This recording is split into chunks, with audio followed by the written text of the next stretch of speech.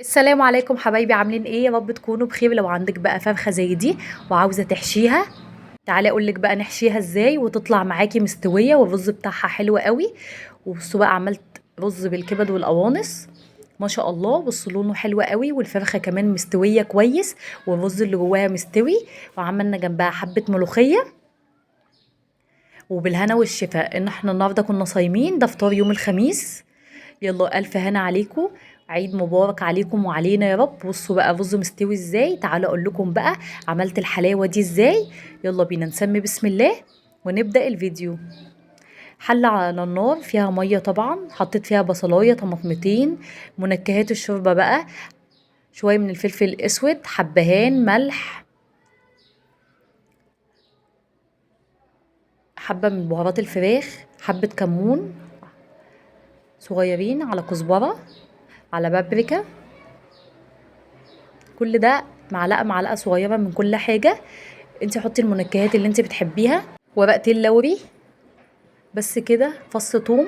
انا بحب احط توم مع شوربه الفراخ بالذات، بتخلي نفسها حلوه قوي. معايا بقى فرخه وزنها كيلو ونص، مغسوله كويس زي ما انتم شايفين، وبافته بيضه من جوه ما شاء الله. ومنزلين بقى منها كل الحاجات والماده الجيلاتينيه وكل الكلام ده. معايا بقى بصلايه مفرومه، هنزل عليها بمعلقه فلفل اسود ومعلقه ملح، وهقلب كل الكلام ده وانزل بيه بقى على الفرخه وادعكها كويس قوي. انا عايزه البصل بالفلفل بالملح، يعني تبلوا الفرخه كويس قوي. طب انت هتسلقيها يا ياسمين؟ هسلقها، بس لازم برضو اديها الدعكه دي، بتديها نفس حلو قوي في الشوربه، وبتخلي الشوربه طعمها حلو قوي وريحتها كمان كويسه جدا.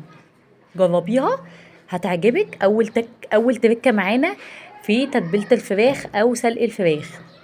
معايا ربع كبد على قوانص، هقطعهم بالمقص كده تقطيع كويس، يعني علشان خاطر السكينه بتهري الكبده، المقص افضل حاجه لتقطيع الكبده. وبعد بقى ما تاخد صدمه معايا في ماده دهنيه، زيت او زبده، هنزل عليهم معلقه صغيره فلفل اسود، معلقه بهارات فراخ، شويه كزبره، بس كده.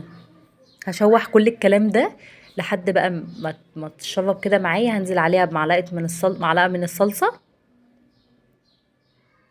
واسيبها بقى كده تاخد وتدي، ومعلقتين من الجزر المبشور. التركه دي مهمه قوي في حشو الفراخ. الجزر بيدي طعم حلو قوي للرز، وبيدي له لون حلو كمان زي ما انتوا شفتوا في اول الفيديو. بصوا بقى، هسيب كل الكلام ده لحد ما يتسبك كده ويستوي كويس والكبده تستوي تماما. بعد بقى ما اخدت السوا بتاعها التمام والمظبوط، هنزل طبعا بالملح. معايا كوبايه من الرز مغسوله كويس، ده رز مصري عادي، مغسوله كويس وناشفه.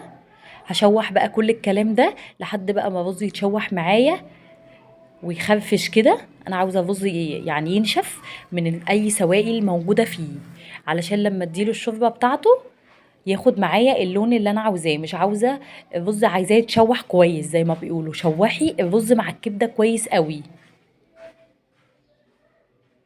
بصوا انا هفضل اشوح فيه شويه كتار عبال ما يوصل للقوام اللي انا عايزاه، اللي هو ينشف خالص. بصوا لونه اتغير ازاي وغمق. هاخد بقى من الميه اللي انا غليها بتاعه الفراخ، وهحط كبشتين كده على الرز علشان يدخل معايا في السوا. انا مش عاوزه احشي الرز يكون ني، ما ينفعش عشان دي فراخ بيضه. ما تنفعش ان انت تحطيها نيه، لازم تحطيه نص سوا علشان خاطر الفرخه اول حاجه بتستوي بسرعه، ثانيا الرز كمان يكون استوى.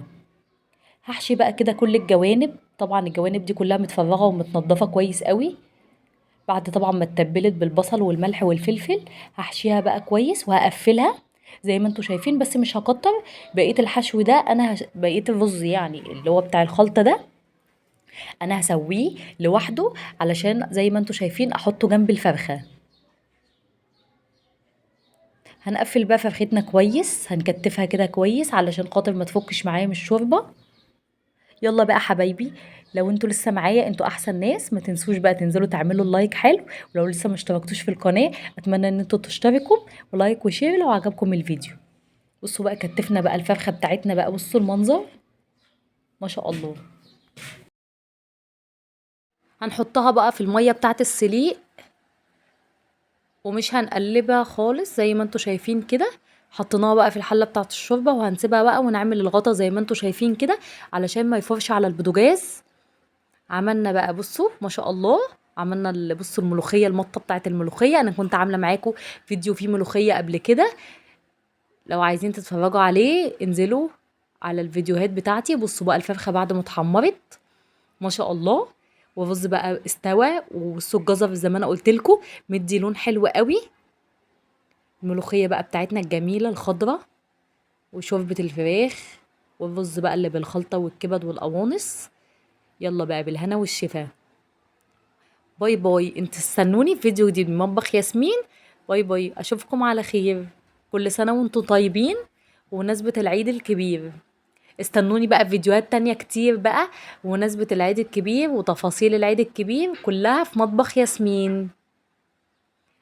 بصوا الجمال، بألف هنا وشفا. دعكم الله الذي لا تضيع ودائعه. أسيبكم بقى مع الحلاوة دي، أشوفكم على خير. السلام عليكم.